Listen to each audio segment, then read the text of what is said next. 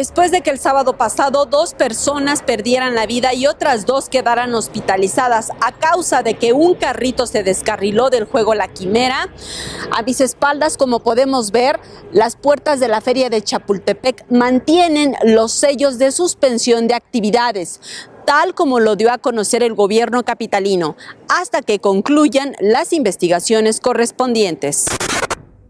Una de las personas que falleció era alumno del Instituto Politécnico Nacional. Su nombre, Luis Enrique Martínez Macedo, quien estudiaba la carrera de Relaciones Comerciales en la Escuela Superior de Comercio y Administración. El Politécnico lamentó los hechos. Antonio Raya Pichardo fue otra de las víctimas. Era ingeniero en sistemas computacionales y padre de un niño de 11 años. Las 2 mujeres heridas fueron trasladadas al Hospital Mosel para su atención. Una de ellas requirió intervención quirúrgica. Presenta un trauma de miembro pélvico con lesiones musculares. La segunda es reportada como grave con trauma cráneoencefálico severo. La Procuraduría Capitalina ya investiga el accidente.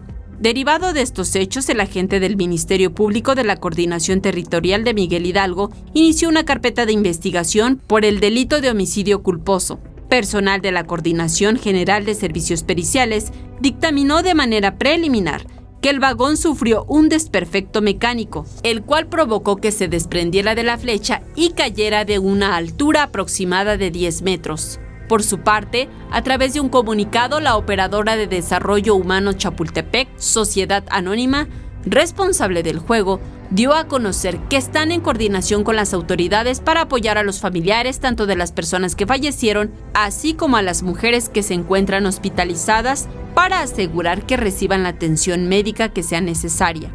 El comunicado señala que también están trabajando con las autoridades de la Ciudad de México para aportar la información que determine las causas del accidente.